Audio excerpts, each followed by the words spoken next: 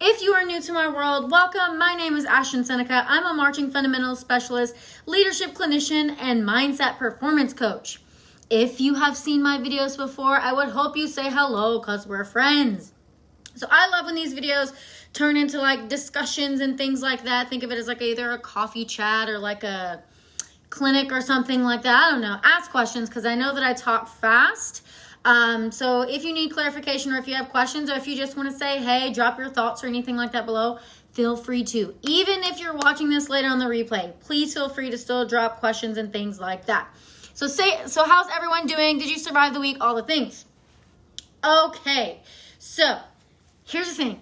The number one thing when I'm watching other programs or if I'm like judging or something like that, the number one thing that tends to be a weakness of programs is backwards marching.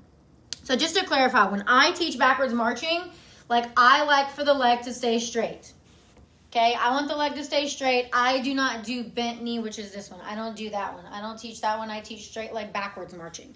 I teach relaxed knee going forwards and straight leg backwards marching. Okay, so I'm going to share with you the top 3 reasons that I have found that students tend to struggle with backwards marching. Okay. So number 1 is that they don't understand. I realize you guys can't see my feet. Let me adjust this for a second. That they don't understand that they are wanting to. So when they go to bring the foot through, they're bending the knee instead of flexing the foot. Okay. So we need to first make sure that they understand that they flex the foot coming through. So one of the things I like to have them do is I like to do a push, flex, land. So that they understand they need to squeeze the thigh and flex the ankle, not the knee. Okay, so I tell them push, flex, land. And that's an exercise that we do a lot of times. I also tell them, I'll say smack the back of your knee. That's where we lead from. We want to pretend like there's a string there that when my leg comes backwards, I'm leading with that instead of leading with my heel. Right, so we want to make sure they understand that first, squeeze the thigh and flex the ankle instead of bending the knee. Because something has to give in order for the leg to be able to come through. Something's got to give. So if they're not bending the ankle, then they have to bend the knee. So that's the number one. That is the number one thing that I see most often is they don't understand this whole relationship here. So they need to push, flex, land. And that oftentimes helps with this. So squeeze the thigh, push, flex, land. That's what I teach straight leg backwards for years now. Yeah, cool. Because there's 2 thoughts to that. It's either it's the 2 main things are either straight leg backwards or bent knee backwards. Both are right. It's whatever your preference is. I just wanted to make sure I shared my preference. So make sure they understand, flex the ankle, and have that conversation. I will even ask them that. I'm like, all right, guys, so in order to backwards march, something's got to give, right? Okay, and I'll have them walk through it, purposely do it with their knee, feel how the heel is leading backwards. Okay, smack the back of the knee, we want to lead with that. Now push, flex the ankle, land. And that's one of the exercises that I use, in my Basics in a Box, my online marching fundamentals course.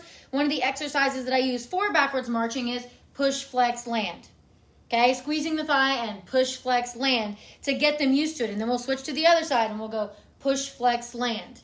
Okay, so make sure, number 1, that they understand something's got to give, and it's their ankle. I even ask them, I'm like, what do we need to flex? The ankle. Yes, what do we not want to bend? The knee. Right? And I'll be kind of silly about it, and I'll mess with them about it. But number one, they have to understand the ankle flex is not the knee.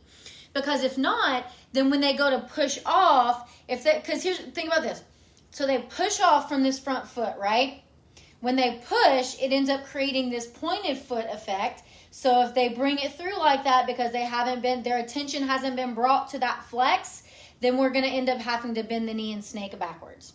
Okay. But speaking of the push, the second thing that I see happening most often is they're not pushing enough in front of them. They're reaching backwards, right? They spend too much time reaching backwards. The majority of the work, and I tell this to them, the majority of the work happens in front of us. It happens in front of us and we push. And I tell them when you push, you should feel the thigh muscle working, the calf muscle working, the ankle muscles, along with the top of the foot. It's we even do this where it's push backwards, if they're trying, if somebody were to run up to them and go to punch them in the face, they would push away from that person way more aggressively. So we want to also make sure that they understand the aggression that goes behind that push that propels them backwards, that they use the entire leg. Now, our shorter people fun size like me, we tend to understand that push a little more because even at an 8 to 5, we're still having to push through that leg. Sometimes it's the taller people that kind of need to spend a little bit more time on that when they're having to open up the step size some, understanding that push through there, okay? So making sure too that we're pushing in front of us, right? So we have making sure we flex the ankle and then making sure they're pushing enough in front of them. Because when they're taking a larger step size, you have to push more, which then leads me to the next thing. The third thing is they want to keep their inner thighs glued together, right? So they're wanting to keep their inner thighs glued together because, we don't, like, marching backwards is not something that's, like, normal. Like, if I'm going to walk backwards, like, talking to my friend, right, I'm going to, like, this is how I'm going to move, right? Okay? So it's not super normal to them. So we have to make sure that they understand the inner thighs don't stay glued together. Okay? So like even this whole, and I don't know if you guys have ever done this before, this whole pendulum swing thing right here, yeah? Where they just understand like the leg swings back and forth. Something to be careful with that though is don't let them do this. Don't let them swing and like bend the leg like this because we don't want that anyways. So if we're going to have them do the pendulum swing, have them make sure that they have the thigh tightened, right, as they're doing this, and then switch and we can do the other side. So that's one of the things we can do. But also, again, going back to that push, flex, land, they can't really keep the legs together because this leg is staying steady and stable.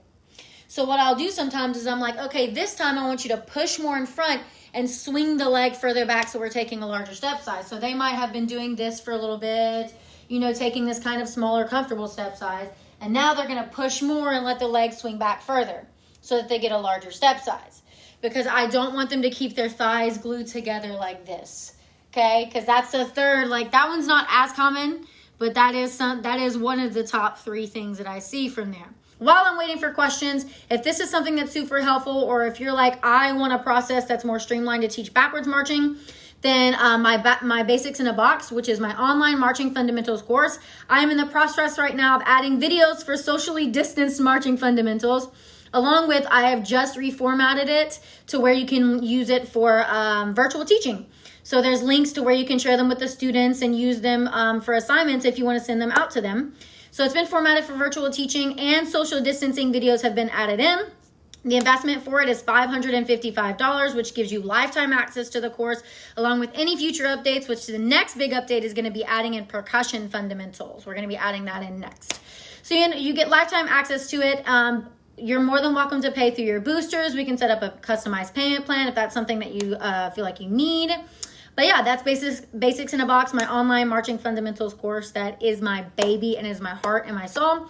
But it has my streamlined process for teaching backwards marching. Actually, everything with marching fundamentals, but also specifically with backwards marching, my lesson plans and all the exercises that I use.